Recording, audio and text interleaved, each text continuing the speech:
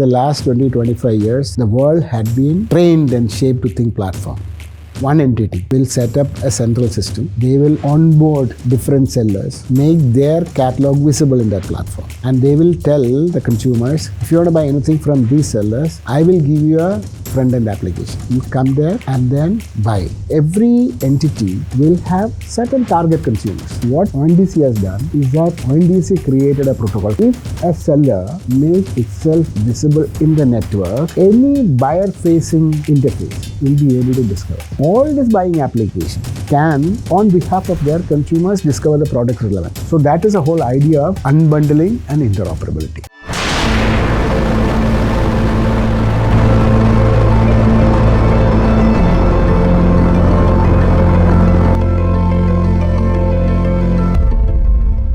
Hello and welcome to the Escape Velocity podcast by Outlook Business, where we talk to the movers, shakers, thinkers and doers of the tech and startup ecosystem. Today we have with us Mr. T. Koshy, the CEO and Managing Director of ONDC, Open Network for Digital Commerce. If you have done digital payments, if you have traded stocks on the internet, Mr. Koshy has already touched your life. Now he has bigger ambitions. Let's hear from the man himself. How are you, Koshy? Welcome to the Outlook Business Escape Velocity podcast. Thank you, Deepsekhar. It's nice to be here with you, and I am very keen to listen what you want to ask. So how have you been? I've been doing fine. We had an excellent run.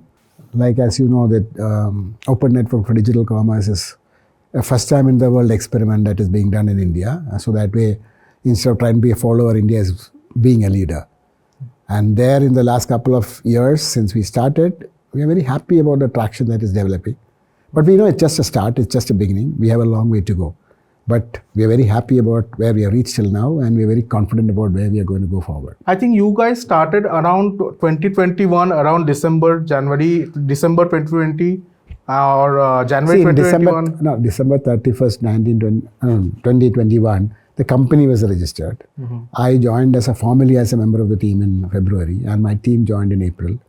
So what we did is, initially in end of April, we got some sellers through a seller application and some buyers brought by one buyer application, Paytm, to do some very close group kind of testing to see that this is an idea that works. The whole idea of unbundled architecture, that it will work. And during the year, we did the testing, and end of the year 2022 is when we started making ourselves public and say that, hey, in Bangalore, to some network participant and through some PIN codes, we said that public at large can check it out. And that was all available only in few PIN codes. And there were only few sellers and few seller MP. And the whole of January of 2023, when we first made ourselves public, we did about 1,200 transactions with few hundred sellers. That's where we started. Mm-hmm.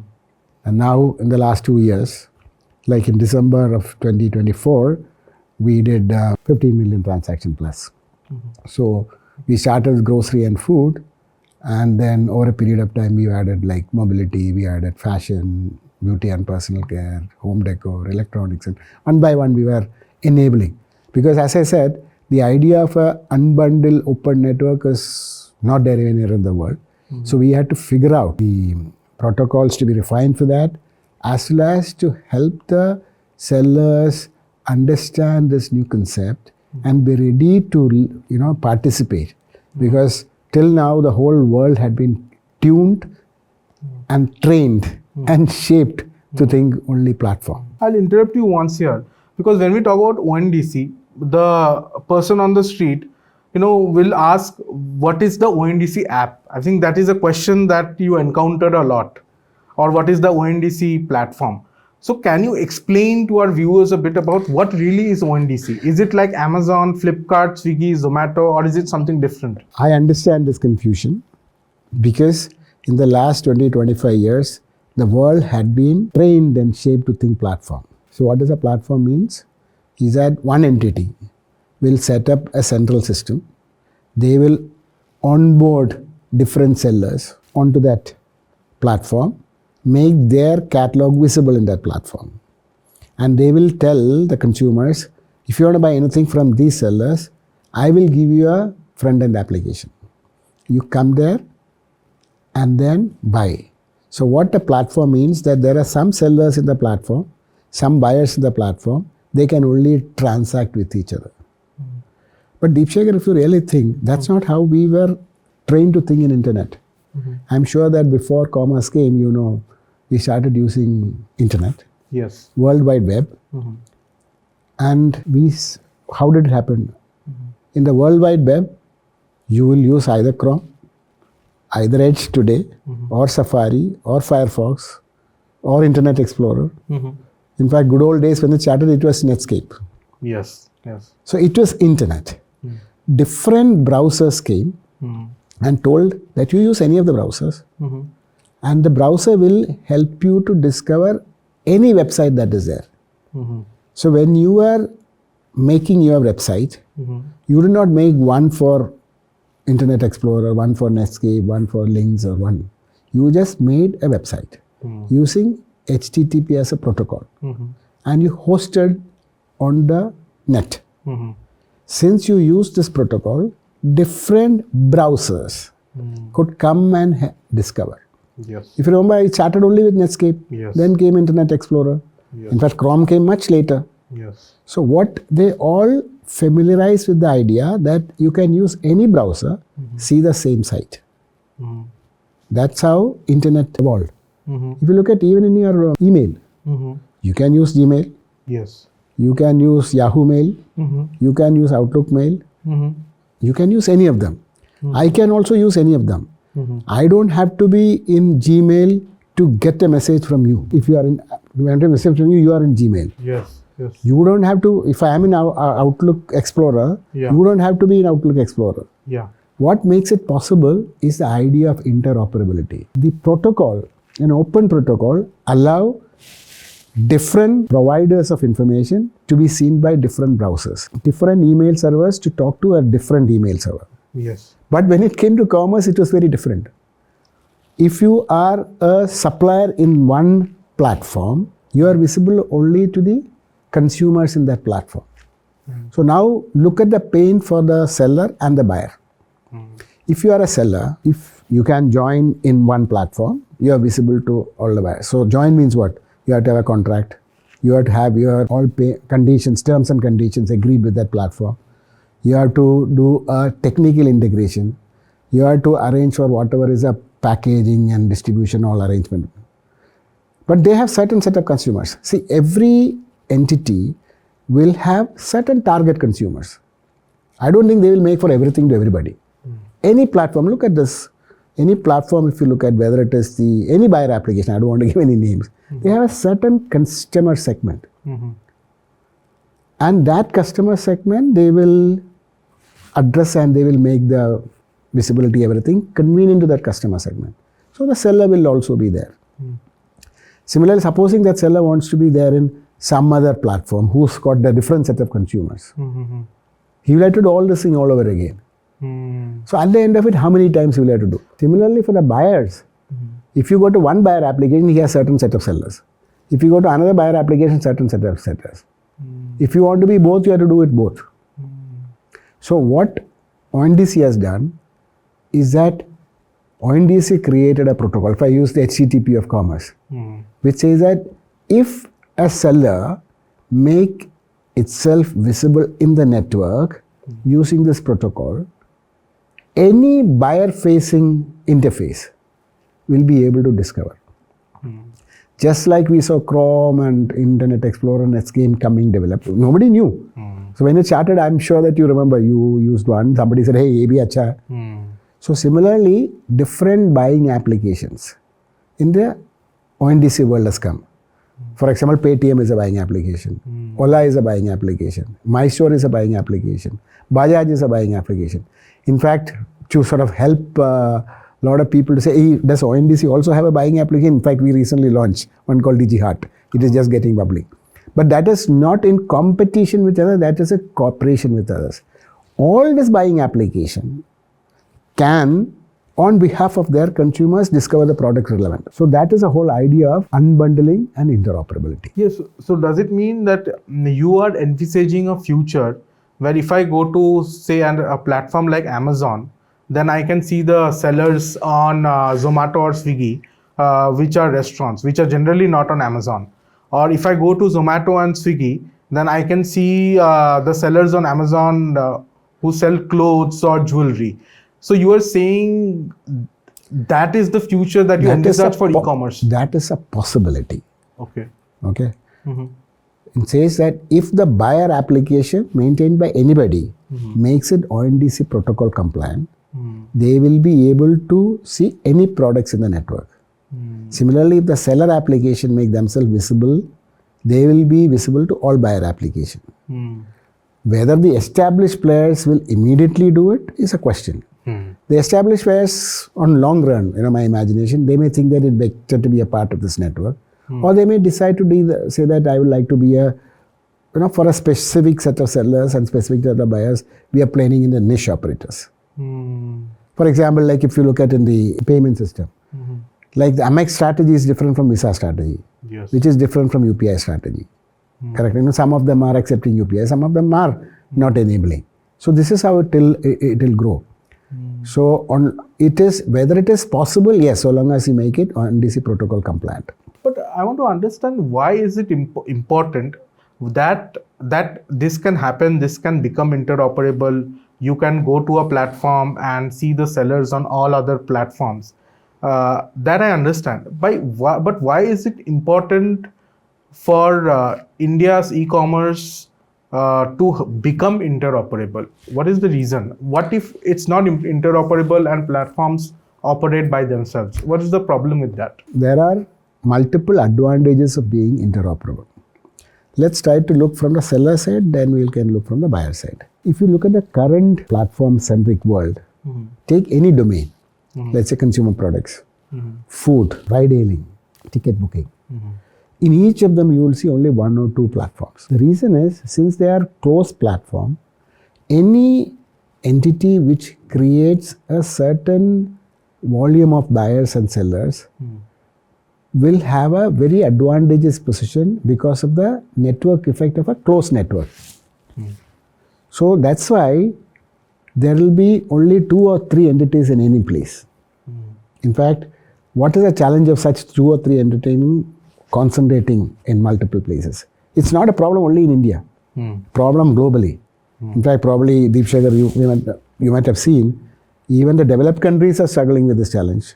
Yes. For example, American economy had the same challenge of few enterprises having the dominant share. And that Biden has come out with, that person heading the Federal Trade Commission, FTC, and they are together trying to create a regulatory approach to remove this market concentration and associated practices, especially like self-preferencing and so on and so forth, which is against the interest of the industry at large. In fact, the studies have shown, published study by prominent, the universities in the world, even in US itself, which says that when there is too much of concentration, it suppresses innovation, it reduces competition, because innovation, it's not that they're very innovative, but for their segment of users. And it is putting enormous pressure on small business, and especially some of the practices like self-preferencing, which means that the platform who has all the data with respect to who's buying, what is selling, and so on and so forth, they make many of the sellers irrelevant to the market. Either because they are not giving sufficient information, or based on the superior information they have, they are bringing alternate suppliers which are under their control. For example, can you explain this? So for example, let's say if you go to one of the criticism that you saw in the developed market, is that one of platforms say that, okay, this product is selling well, okay, I tell one of my group companies to make the product. In India, while it is legally not allowed, but influencing such controls is not a difficult thing. So this is why probably you would have seen the Competition Commission, the Parliamentary Committee's study on e-commerce came out many of these issues because they have some specialized preferences for some sellers, either drive or shape the consumers towards that product. It means that consumers' product itself, option itself is getting limited, or having some special deal with them, which is against the interest of any competing product. Because the central entity has all the information, all the access to the buyers, and the sellers are only left to follow the guidelines of terms and conditions, payment, advertising, marketing, commissions. Whereas when there are, if you look at the physical world, Deepsekhar, how does the physical world work? There are, you will see Infinity Mall and you will see Palika Bazaar and you will see Sarojini Market. Yes. Some products sell everywhere. Yes. Some products, specialized products sell only in, let's say, Infinity Mall. Some mass products available only in Palika Bazaar. That is how the market, the true market works by perfect competition with various entities like sellers developing products for certain segment of buyers and using those channels which are relevant to them, and each of the channels they can decide on the policy. Today as a seller, if you are a seller, can you decide the policy on how you are going to market in, let's say, if you are a restaurateur? Can you decide your exposure strategy in Swiggy and Zomato? They will tell you your strategy. Same way if you do on any other application. Whereas that's strategy in terms of my pricing or what? Your pricing, your promotion, where will be seen on the buy side, what is the time of delivery, who is the delivery entity that is being used, what is a delivery, I mean everything is done significantly decided.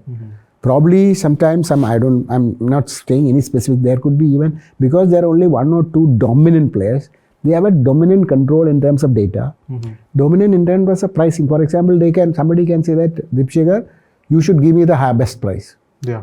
If you don't give me the price, if you give anybody else a better price, I'll kick you out of my marketplace. It becomes possible.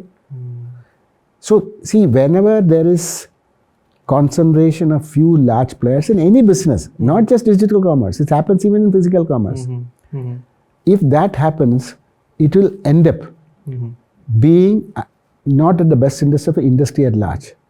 That's why if you look at everywhere when they felt, even developed countries, even hundreds of years ago, why did Sherman Act come to in US? Because of market concentration of Bell Lab. And there were few enterprises who practically had a stranglehold on the economy.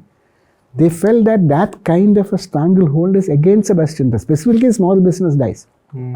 That the studies shown that a lot of small business globally has died because of this concentration.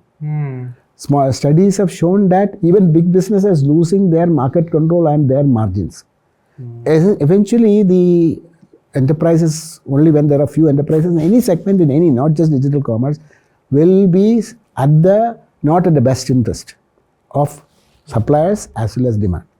That's why interoperability becomes very, very critical. So it means there could be multiple buyer applications. For example, I'll just give you. Today, whatever said and done, while you and all of us might be using heavy users of e-commerce, what is e-commerce penetration? 7 to 8%? India. In India.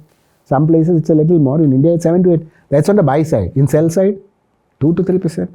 I mean, even if I'm running their organization, I would do the same thing. Let's be very clear. Okay. Because I have a set of shareholders. I identify what is the most promising buyer segment there. I will say what are the best thing to offer. And I'll go and choose those things, put it there. Correct? And then I'll make it, and I'll make the whole policies for them. Like for example, if I am going to set up competition to Infinity Mall or New Mall, let's say in Saket. If I am meaning to meet the requirement of the affluent class, I'll make the whole thing that way. Yes. But the thing in the difference between a physical market and digital market, in the physical market, they cannot finally end up owning all marketplaces. I'll give you an interesting example. Imagine, see, just do a thought experiment. There are different marketplaces in every part of the country. Imagine all the marketplaces in India, whether it is Lajpat Nagar or whether it is Infinity Mall, Vasanti Vihar. I'm giving the Delhi references. Imagine all that infrastructure is owned by 2 large businesses. Yes. Okay. Then every seller is completely at the behest of those 2 businesses. Yes. Today the world is not like that. All this are owned by very, very different enterprises with very different priorities, with different stuff. So that's why anybody who wants to set up a shop can choose what is convenient for him. But in the digital world, no, there are only 2 people who will decide 2 or 3 people who decide how the consumer product should run. 2 or 3 people who decide how the restaurant should run.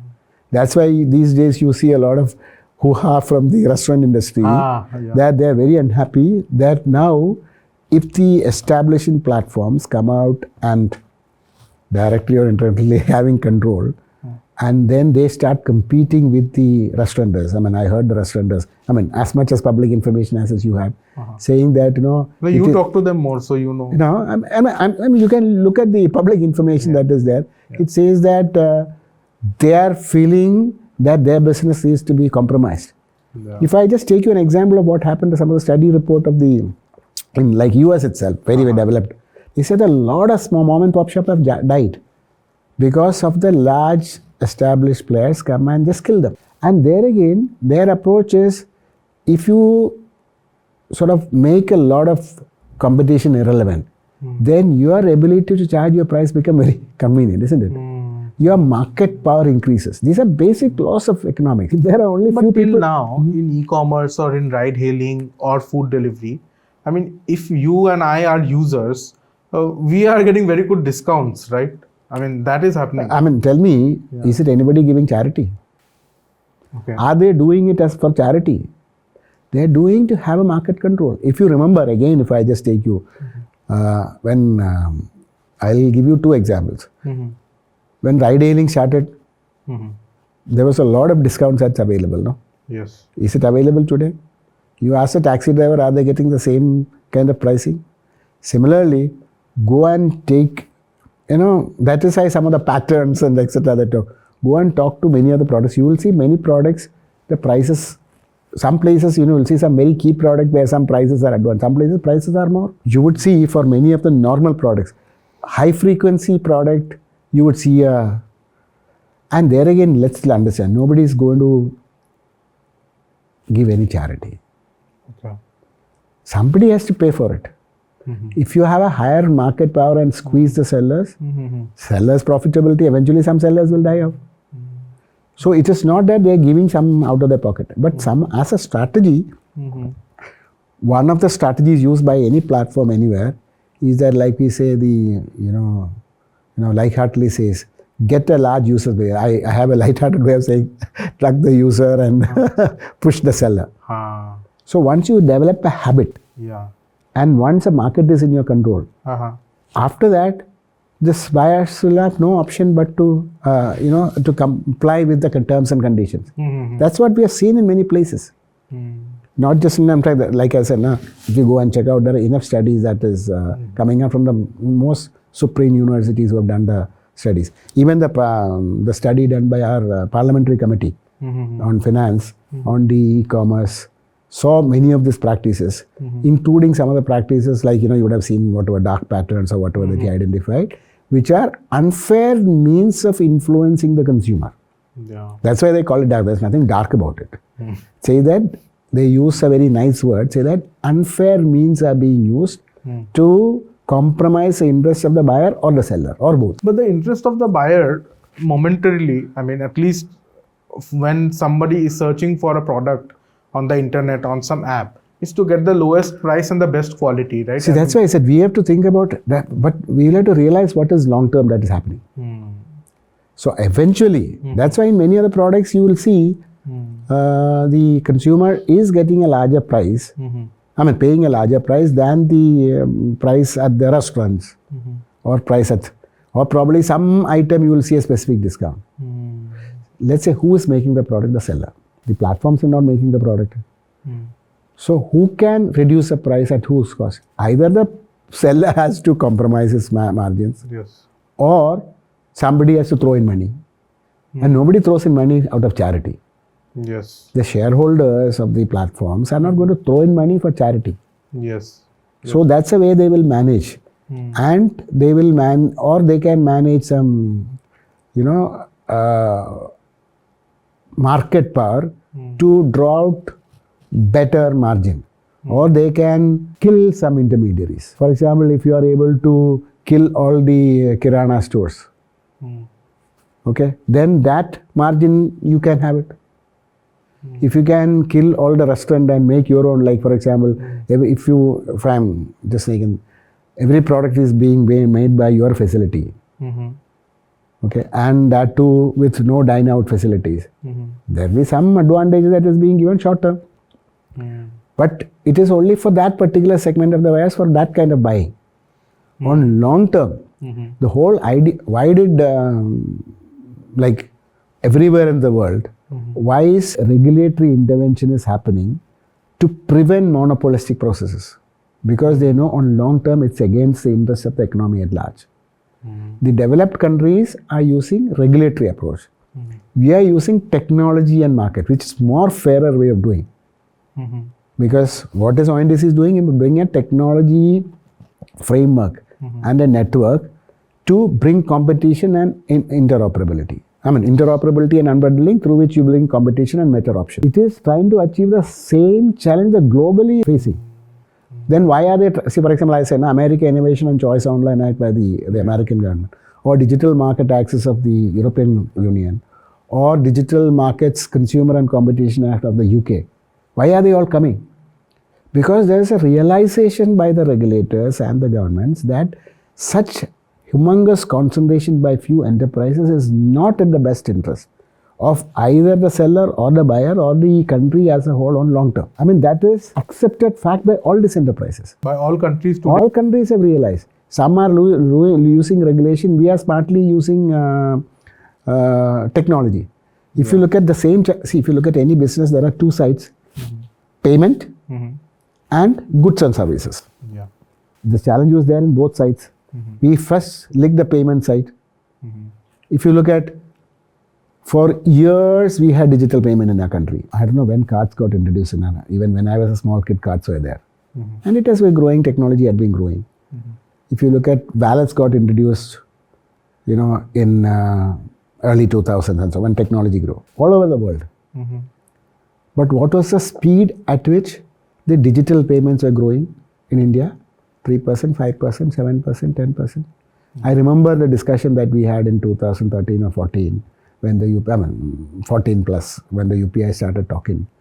He said, we are currently doing about 250 million digital transactions in our country by the wallet guys and the card guys and all together. Koshy, in 3 years' time, you would see it growing 250 million, going to 600 million. What more can you expect? Are you expecting that every, those days there were some POS machines, swiping cards or, something, even mobile payment, the whole.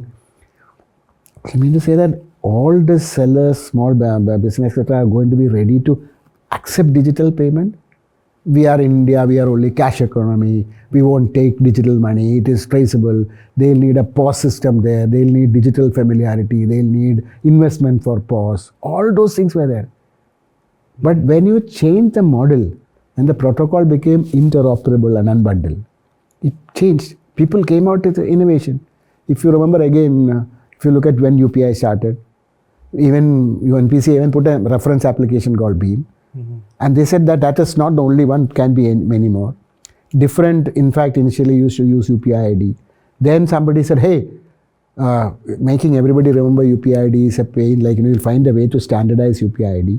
You'll find a way of standardizing acceptance of money using a QR code. It means that you don't need even a POS machine there. They only need a sticker of a QR code, which will help to scan. That means even a guy sitting in the street without any worry can now stick a paper there and it will come to his account. How did the market react to it? It took some time. If you remember, the idea of UPI came in some 2013. I think programming started in 14, 15. Finally, it's got launched in 16. Built up gradually and then build up its volume. Demand was one reason and then pandemic came another reason. It built up. Today, how many transactions we do? 17 to 18 billion transactions a month. If we had stayed with the existing framework of digital transaction and left with the existing providers of those facilities, which are only banks and some card companies and one or two wallet companies, we would not have seen this kind of thing. Innovation came with each of the components from different segments. Then one of the entity opened that, like Paytm, brought that box. Remember the talking box? That's like a big hit. That's now even Jio is doing the same. That became a big hit. That helped a lot of sellers, improving their productivity also and their willingness to adoption. It's all made it did not come from the existing card companies or existing big players. It came from one of the players, and which is good, so others are accepting it. But one thing here, because you said it's not good to have two huge players dominating the market. In UPI, if we see how the market consolidation has happened, it's two players who Two have parts. 80% of the market. Finally, if you look at payment, it's only one SKU, Yes. which is digital. Yes. Even there, if you look at few entities have significant market share, but they don't have the market control. Let's assume, let's make a theoretical model. Let's say one is a consumer-facing application. There are two other more are coming. Okay, but in the behind that, the supply is handled by all the banks and financial institutions. Yes. Only the customer interface by 2 or 3 people, and more people are coming now. Let's, for example, one of them say that for every transaction I am going to charge. Forget the legal. Assume that the government says, jo charge karne do. If one of them say that for every transaction I'll charge 5 rupees. Then no one will do UPI. They will all jump to other place, na? Yeah. So it says nobody will be able to have a market controlling hold on the consumers or sellers. The moment, that is a competition. Because the moment, even if there are only, now there are more. Let's say that if both of them start doing, the third one can suddenly come in. They say, I can do it better, because it is all interoperable. You don't need, for example, if I am using, let's say I'm using the word Paytm, and you as a seller is using PhonePe, doesn't matter. If, let's say, these people start being unfair to their consumers, there will be 10 other fellows who will make the stuff. There's nothing, because protocol is public. There's nothing confidential about it. So, in that way, the ill effect of this concentration is limited. And secondly, even for the seller, same thing. They can, if you go to many other places, they will have multiple things. They will have a Paytm card scanner and a PhonePe card scanner. It doesn't make, see, the problem happens when each of them are using proprietary protocol. That means the network effect is encouraging concentration only in that one, and exit become very challenging, and competition become impossible. That is one. Now, when it comes to the consumer, the e-commerce side, how many SKUs are there? Millions. Yeah. The way you buy fashion is different from the way you buy food. There again, you will see a lot of specialization. You would see there are some buying applications who are focusing only on, let's say, food. Some buying applications said, hey, let me figure out, because food has become matured, let me figure out how food works, and then I'll add. Typical example is again Ola. Ola was a ride-hailing application. He initially, if you remember, he had tried long ago some food business, and it was very painful for him to handle both the taxi driver and the restaurateur. So he said, I am good at handling taxi drivers, I am running my mobility application. Suddenly when ONDC came, hey, now without a headache, I have 100,000 restaurants on the other side. I only add same food and consumer interface. So Ola becomes a food delivery app just easily. Easily. In fact, they went live in a month's time. And then, after having learned, now he has added grocery also. And he has already announced he is coming into a higher segment. He said, each other segment, you only need few people and the customer handling. And one thing more that happened, it's since we are talking about Ola, I was just saying one of the innovation that happened. If you look at the commerce, you think like a seller. Let's say you're a restaurant. You're good at making your, Deepsekhar. I am not good at making it. Yeah, let's assume that you can make your restaurant. Deepsekhar Bengali restaurant. Okay. Assuming that you started, assume that you got a nice chef and you started. You're good at making your Betki fry. Betki fry, okay. I tried to use my favorite Bengali dish. Okay. The dishes there. But you have other challenges. How you tell the world that you are there. Okay. And the other bigger challenge, when Koshy made let's say you set it up in Dwaraka. Koshy is living in Green Park. When Koshy makes an order, you want to get it delivered to me. Yes. Either you have to have your chotus. Yeah. Otherwise, You have to go to established logistics player. If you are only a small time player, if you go to any of the established logistics players, boss, I can't technically integrate with you. I can't do a contract with you. I don't even know Deepsekhar. You are a fresh business. I don't even know how good you are. So now we'll have to contract. So then what is the option? An established platform will give you logistics as a part of their service. It will give a package. It will give you a package that you make yourself visible in my platform. I will also take care of the logistics. Yes. So you become under their thumb. Because you have no other option. Now when ONDC came and said the buying application, let's say OLAP came the buying application, so earlier it's helping you to, expose to larger number of sellers. But again you have a challenge of a logistics. Chotu jitna kar sakta hai, wo karega. That's when, so we said finally logistics is nothing but another catalogable service. Na? So we discussed with the logistics player, and the first one to hit the idea in a big way was again Ola. He said, I'll make logistics as a service available only to the network. He said, my logistics service is now to the network. Anybody who wants to buy cannot come and do a one-to-one deal with me. You can buy from the network.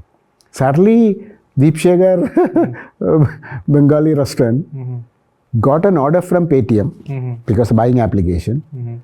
For delivery, you will buy a logistics, you as a seller will buy a logistics service from the network, which is given by Ola. You stitch them together and get it delivered to me. That is an idea we started in last April, May. Initially, we do it daily, we should do about 200, 300 transactions. Now we do about 70 to 80,000 transactions.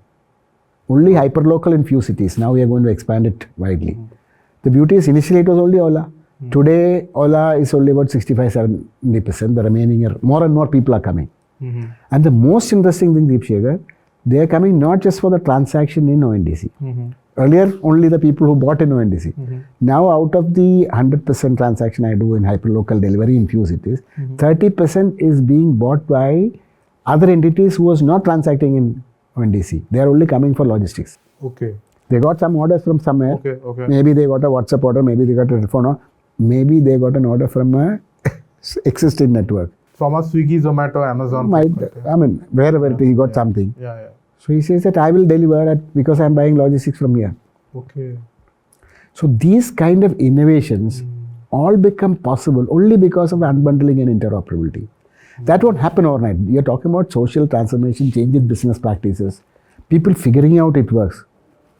For example, it took 1 year for somebody to figure out this logistics as a possibility. I started in 2023, it is only 2024 May logistics come. Now we are trying to work out on the the intercity logistics also. Similarly, you already heard announcements saying that warehouse as a service, packaging as a service, they all could come as available in the ONDC network. In fact, some packaging companies they realized there are a lot of small sellers who are all could not have a minimum order quantity because they were all making different kind of sizes. Now they said, hey, all of them are buying from ONDC network. So I'll create some standard offers and make it available. So for me, it's convenient. You will also buy the same standards, right? He will also buy the same standards. So these kind of changes. But if you ask me, all these things will happen overnight? No. So from like I said, from 1,000 to 5 million, it happened 1 year. 5 million to 15 million happened in the next 1 year. And I'm hoping this kind of tremendous growth will happen by more and more people learning the adoption. What is your aim for this year, the end of this year? How many transactions in a month? So I said last year we did 3 to 4 times, and I should at least we should see an accelerator, 5 to 8 times in the next 12 months. That's what I'm trying to. And I'm seeing that as more and more people coming. For example, interesting innovations are happening in the buy side. You have not seen a big announcement. For example, Bajaj Finance. They are you know what their business is. Now they're saying that I want to enable my consumers to benefit from the ONDC network. So you would see they have sort of strategic alliance by which they make it possible. So they'll sell loans on ONDC or credit? Not just loans. Okay. They say that my people, a lot of people who come for loans, I want them to be exposed to buying other things. Through a strategic alliance strongly, if you look at they found a way to bring what they call Hamara Mall, where you can actually, in fact, they just done a soft launch. through appropriate strategic elements in the buyer application in a big way. You will be able to buy food and electronics and fashion. Interesting thing, now when somebody buy an electronics, they say, hey, by the way, if you want, you can pay by EMI card. That becomes a possibility. Similarly, another innovation, in fact, they're just going to go launch, in the maybe next month, is a gaming application called Nazara. Nazara is what? Game. Yes. So they know that lots of kids come and play the games there. But while playing games, you also want to have fast food. Yes. You want to order for your pizza. You want to order for your Coca-Cola.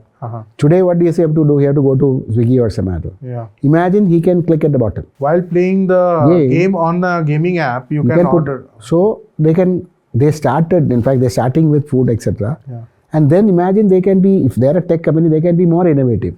Yeah. They can find a way in which when you're seeing a device there, say, want to buy this, they can say that you want to buy this device, click in the game itself.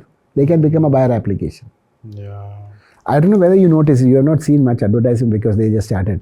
You saw the Prasad Bharati's OTT, na? Waves. Have you seen that? No. Prasad Bharati just launched. Okay. It just few lakh of downloads already. An OTT like Netflix or Hotstar. Okay. It's called Waves. Okay. Go and download it. Okay. So you will get a lot of old. In fact, if you are a lover of old Hindi movies and serials, etc., it's a very good place. Okay. You will see at the bottom shopping. Okay. Go and click there.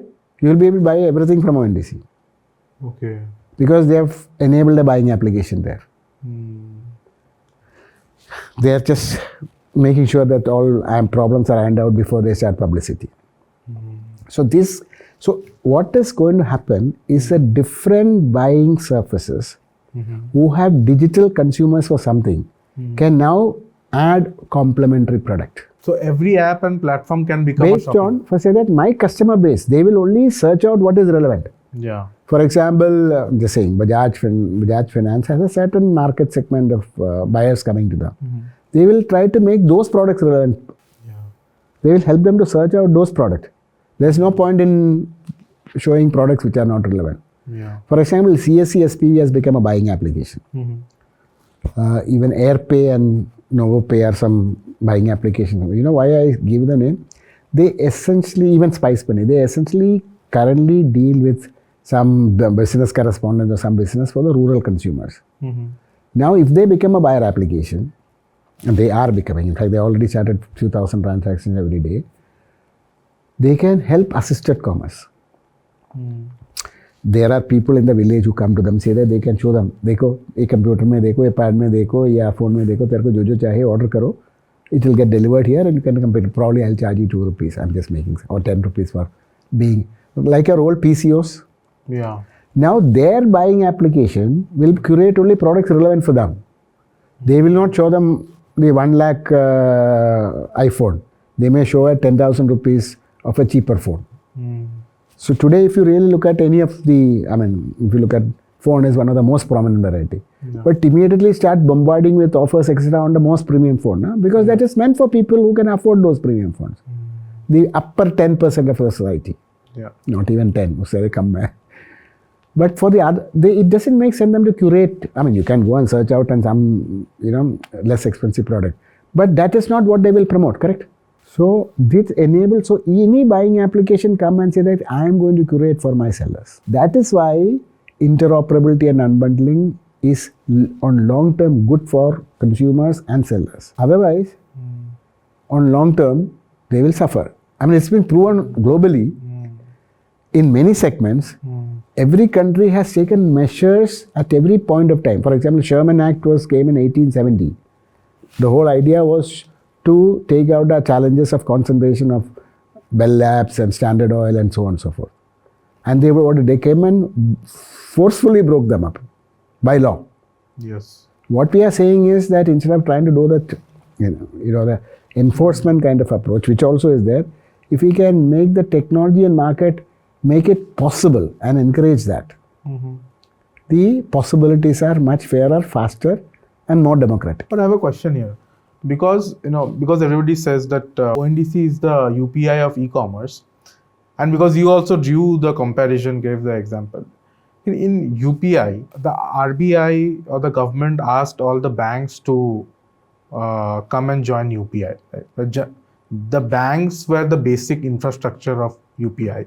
They were where the accounts were, from where the transaction was originating and ending. Correct. The supply is there. Yes. Consumer interface is done by other enterprises. Yes. But the banks were told, it was enforced on banks in a way, right? So do you think that without enforcing on any of the big suppliers or e-commerce platforms, do you think this will organically become that? See, it may take a longer time, but here finally all said and done. Yeah.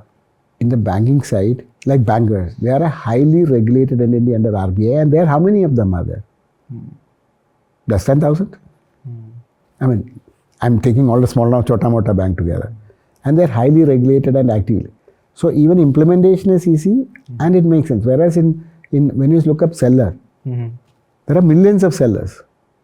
So that is why the government says I'm strongly endorsing and supporting.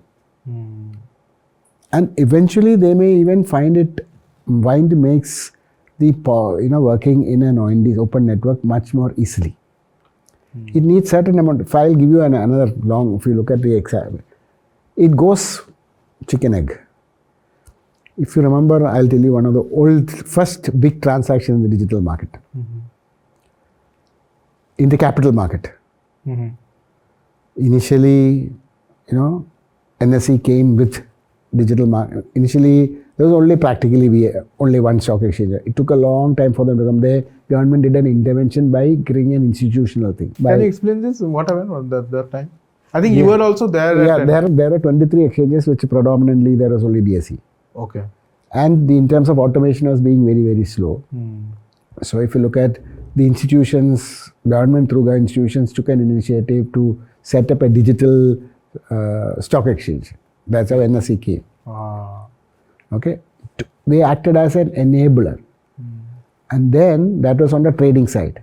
On the settlement side, through the institutions, NSDL came. Initially, there was no rule. In fact, it was very interesting because capital market, the liquidity is a very critical thing. If lots of people do not have electronic share, there cannot be liquidity. And if there's no liquidity of electronic share, they will not come. So we had the same chicken egg story. So through enablement, even on a controlled market, through enablement, encouragement, education, persuasion, you created a certain amount of mass.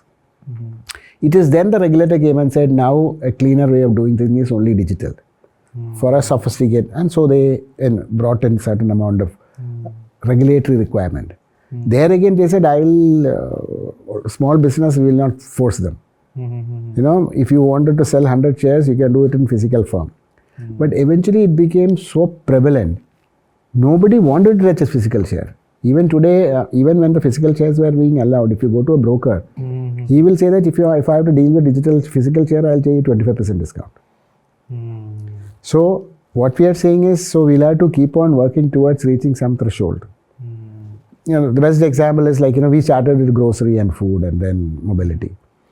If you look at mobility 100, there again, there's only practically one or two SKUs. Yes. And it is, in a sense, digital. Final, I book you as a driver and after that you deliver. But that booking is digital and you are already entered into a contract. Deliver is take me somewhere. Okay. That way it is much more digital. If you look at that, is why the adoption became much faster. In food, when we plugged in the logistics, food picked up very fast. And that gave confidence to more and more people to come and say that, let me jump into. So similarly, you would see these, like for example, when other segments, related segments like, like Bajaj of the world, Nasara of the world start pushing on electronics and so on. So eventually, probably there might be some the market itself will push, or probably some regulatory nudge or some would come, okay, endorsement, etc. may come to tell people the benefit. So you're talking about a complete, very broad cross-section of products, sellers, buyers, and that's why government has taken some affirmative action. For example, you might have seen the MSME ministry came and said that I'm going to just announce a scheme to help the MSME to leverage the network. You would see even many philanthropic capital coming and say that I will work with the small business to familiarize themselves how to deal in a digital market. See, it is not just digitization of the catalog. It is also about teaching them the discipline of dealing in a digital market, having good packaging, so that if there is somebody is making an order for something from Calcutta to Delhi from a small suppliers, he has perfectly reliable packaging so that it reaches here without getting lost. It has good documentation to make sure that it is changes from multiple hand, it doesn't get dropped because something did not add up, or all these elements have to come. So there's a lot of capacity building that has to take place. People have to get used to. Same thing would have happened if you really look at 5 years ago, nobody knew social marketing, social media. Today, everybody learned to go into social media. Like 70-80% of the people go into social media. And they're all using some, just to give an example, let's say Instagram marketing. Let's say when I see something in the Instagram, if I don't know the suppliers, I'm not so sure whether I can trust him. I don't know what is credential. Okay, so whereas if you are given a link to say that you are a supplier in ONDC and give a deep link or a QR code, hey, ONDC means this guy's reputation I can see from there. There is a certain amount of due diligence that is there. So a lot more, all these people who are now why do they do that? Because they know that they can't find a place in the established marketplace. Or it's too expensive in the established marketplace. Now they can all become a part of an organized marketplace with certain credibility coming in. Yes. So that helps the seller and helps the buyer. True. That will help the small sellers from across the country. And the buyer also. So these are see, all these building blocks will gradually evolve. If you remember, look at the last 10 years, how even e-commerce evolved in our time, how social media evolved in a time. So that's how, here it's something. But do you think without the biggest players in e-commerce joining, do you think ONDC can still become big? See, the thing is, when you say biggest, it's like saying that without the card players, could you have started UPI? That time, they were the biggest players. How much did they do? 250 million transactions. Today, how much? What is the market penetration? 7%. So we would see, you would see these kind, now that places like restaurants is maturing, logistics is maturing, you are seeing more and more bigger players coming and participating. So it might, if the bigger jump in, it will be faster, but then that cannot be so otherwise it takes a slightly longer time. But that's a direction that we are going to see. So another question is that you said that the small sellers can join the digital bandwagon using ONDC. But one of the things that Kirana stores, small sellers today are concerned about is quick commerce. That in the big cities, quick commerce is killing their business. Where does ONDC come in here in quick commerce? What does quick commerce mean? Quick commerce means that I can place an order and I'll get it delivered in double quick time. Let's take 10 minutes or 15 minutes. What does it entail? It means that somebody has to, the moment digitally the order will go in instantly. That means the seller will have to pack it and seller will have to get it picked up and get it delivered. Within 10 minutes? Within 10 minutes. So it's a preparation time and the delivery time. Now, if you look at multiple things that are evolving in the ONDC network, one is some of the logistics guys, I mean, these are all hyper-local.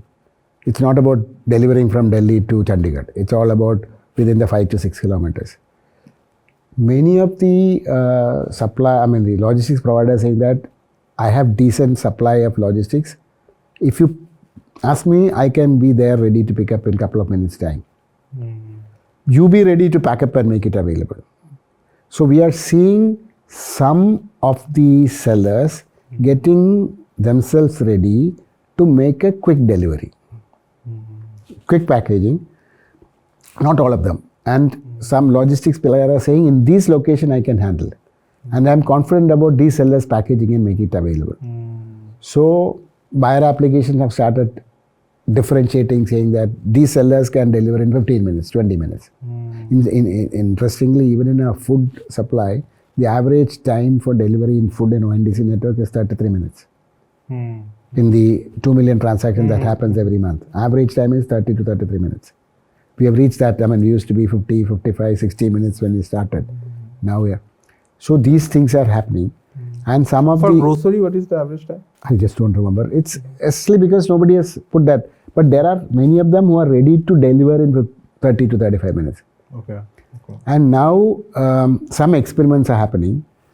Probably you'll see in a couple of months' time. In some of the locations, the clusters of sellers coming together, as well as a logistics partner who will make the supply of logistics, the delivery boys available as a common. Otherwise, you as a seller, if you have to have your chotu, and the big guys don't want you there. So some of the sellers and coming together are creating mechanism saying that, okay, for these items, for this high demand, I'll keep them all ready. And a logistics guy saying that I'll give you a logistics immediately in that location. So you're seeing such innovations happening. But I think one of the extraordinary things that has, about quick commerce is that you have very disparate SKUs on one screen from the same seller, from the same dark store. Can that happen with ONDC? Can that happen with the Kiranas coming on ONDC? I'm just thinking aloud, not that anything can come. One is, I'm just visualizing. So that's what, I mean, if you go to a quick commerce app, you can buy a phone, you can buy a electronic, say a charger and a packet of chips on the same screen. Can that happen? No, I'm just saying, visualizing whether it is. Imagine, I'm just making a theory. Imagine, let's say Lajpat Nagar. There are all kinds of sellers together. Let them all get onboarded. Okay. And that is on the supply side. And assuming that collectively they set up a dark store. One shop, they assume that I am the dark store. Okay. For all the popular products, what is the meaning of dark store? It means it has to be immediately packaged and made it ready. Otherwise, if I had to pick up chips from here and phone from there and shirt from there, it becomes a pain. Imagine all of you come together, make these things available in one location. So on the buying side, you will see your shop and his shop and his shop, place the order, and all of them delivery is coming from one location. And then the logistics can pick up and get it delivered. So these kind of experiments are being developed. It's happening, this experiment. People are trying to shape these things. Okay. But whether has it started, the answer is no. The beauty of an unbundled architecture is that diverse innovations can come. It will not be as fast as somebody coming with $1 billion and say that this is my fantastic model, I'm going to set it up and get done.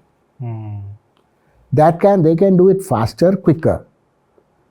But can they serve the whole requirement of a country? You mean to say 5 quick commerce companies can meet the demand of the whole of the country? $500 billion of retail. So that's why you would see, it's like saying that like in the different segments of consumers who are willing to pay a different kind of prices, who wants a certain kind of service, will come there. Who will get used to a new idea. So they are all coexist. But will that be the only way? Are we saying that whole of our country will become quick commerce supplied? Even whole of Delhi will become supplied by quick commerce, 2 quick commerce companies. Then, if there are other options that is there, you will see innovative ideas coming. But they will, when somebody comes with $1 billion, they can implement a specialized service double quick. And they will build up the market share. But if there is no other option for any new development, then they will practically have control of the market. Then it will come with its own associated practices that you have seen globally. Whereas if the other models are possible, you will see such innovation. For example, while a lot of people are more comfortable with as a habit, I want in 10 minutes time. If I see that if something can be come in half a day's time without something, there's no desperate urgency. And if it's giving me a better deal, better option. In each of them, otherwise, while they have given a diverse kind of product, and there will just for the same product, there is a limit on which SKUs they can keep for each of them. They collectively offer. The find way is collectively offers. Otherwise, you will see that I'll have two kinds of potato chips, 3 kinds of phone, 4 kinds of stuff. That is all that is there. Because it doesn't make sense for them to keep a larger variety. While the breadth will be there in terms of product types, but product manufacturers, that kind of depth cannot be there. Nobody can keep, either they have to keep their inventory or the suppliers will have to go and keep their inventory. So these kind of challenges will come, but an ONDC network enables different options for different sectors. Even, I'm just trying to say, even let's say if quick commerce companies, if they say that I'm making myself visible in the ONDC network, there's nothing wrong for them now. The buyer application say that if somebody wants 10 minutes, you go and pick up from there. So if they join ONDC? If they also, like the same question that you asked earlier. Existing, is there a reason for them to join, make the supply available here? Is there? I said, eventually they may see that is one of initial. Now it is all on the early stage of expansion time. We don't know how it is going to mature. How these new models will come.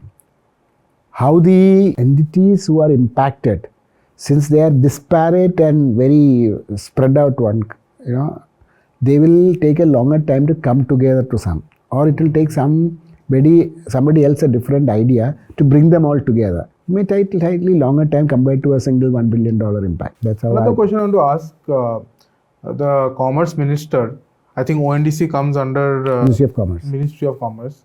I think last year the Commerce Minister had said this at a public event that if you are a platform, if you are an e-commerce platform, you shouldn't just go to ONDC to enter a new area. Let's say, you do food delivery on your platform. You shouldn't just come to quick commerce to get into grocery.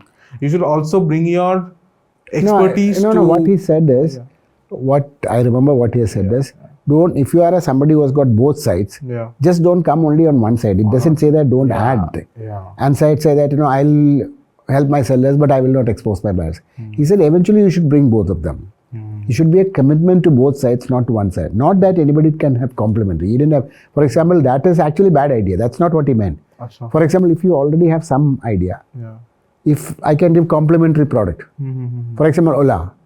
Ola said, I have my running business in mobility. I'm giving consumers the other products. Isn't it better for ONDC? By exposing his ride-hailing clients, without ride-hailing come, probably they will come. Say that all my ride-hailing, I'm giving all the other products in the ONDC network. So he's exposing his buyers to which is that way, that's out. But he should also expose his sellers to... What is a seller? The drivers. Probably eventually he may come. My thing is, he says that his buyers are being exposed for all the other products. It's not that his buyers are, for example, his buyers cannot buy the ride-hailing from ONDC network. But they can buy all the complement. You should let these innovations happen. So long as it's in the interest of he said this, it should be done in the best interest of the network on a long term.